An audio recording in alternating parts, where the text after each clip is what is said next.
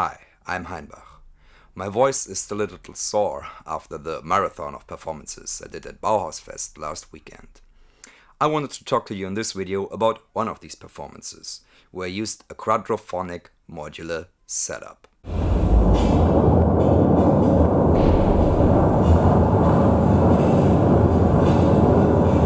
First of all, what is a quadrophonic setup?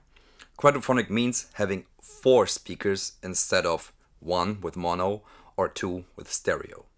This enables you to move the sound in the room, to have it here, there, and it's a much more involved way of experiencing sound. Why go quadrophonic for this performance? The scenographer, Jakub Blazicek, had a plan for the whole night.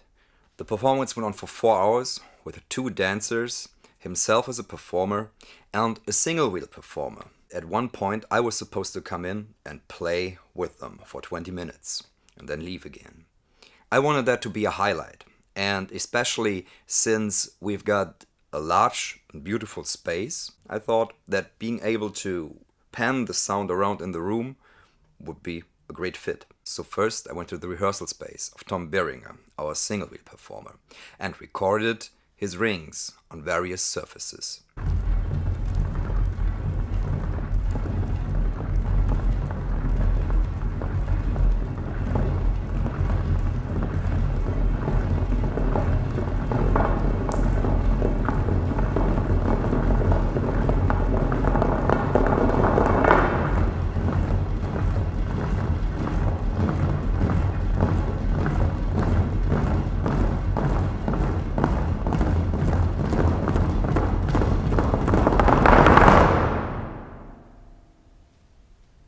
As you can hear, the frequency range of the rings is huge. You get deep basses, zeroing highs, and all the clatter in between.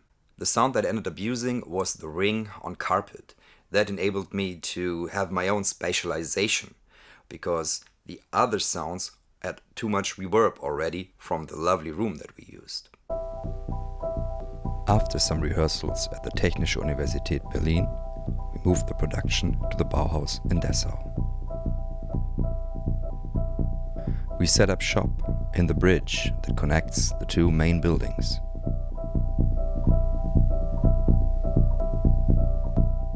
The PA system we used had 4 satellite speakers and 1 subwoofer.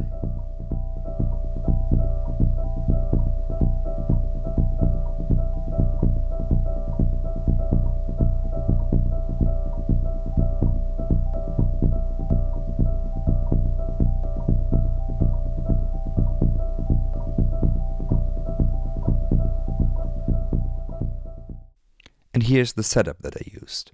It's a Eurorack format modular synthesizer and a Sony TC D5 cassette player. Why tape?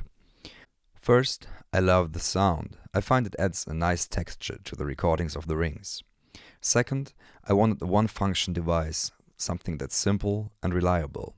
And thirdly, a laptop would not have fit with the minimal Bauhaus aesthetic we were going for. The recordings run into the Schweimann DMF2 dual filter. The very precise 36 decibel slope on these bandpass filters allows to hone in into certain frequencies and timbres within the recordings. I am using 2 effects channels. One is Mutable Instruments Clouds, which adds granular textures, and the Spring Reverb A199 by Döpfer. Spring reverb is a staple of electronic music. It's both natural and unnatural, and it works really well with the ring recordings, adding a new deep space. I'm shaping the tone of the spring reverb with the ADAC 702 filter.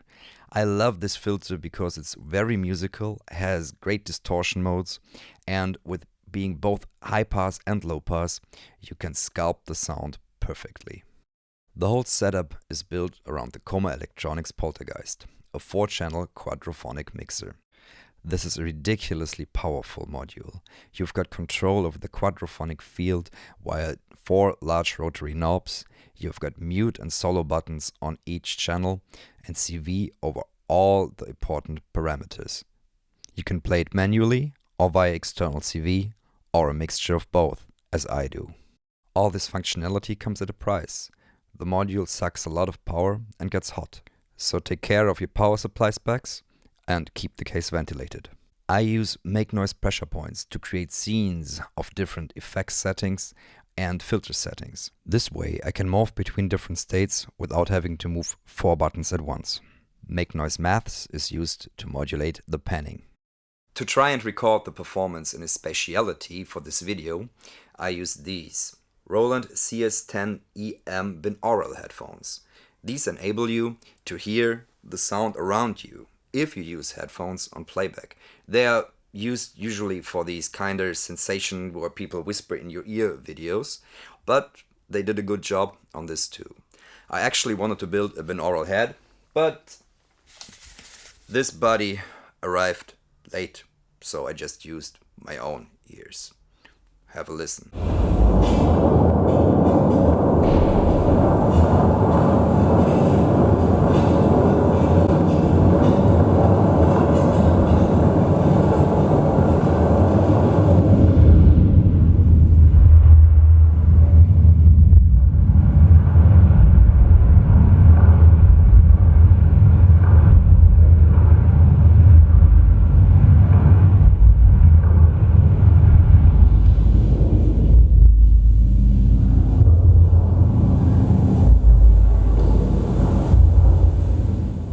And now to the performance. Sadly, I couldn't use the binaurals there, simply because I was standing close to the wall. They would have made no sense.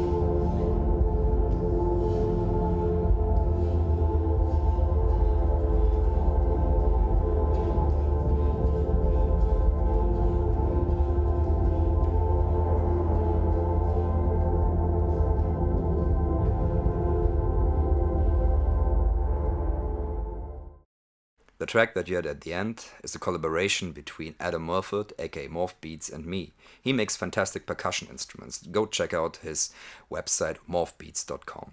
That's it for this video. If you have any questions, leave them in the comments below.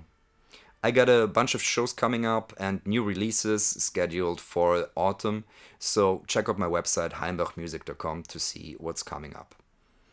Have a nice day. Goodbye.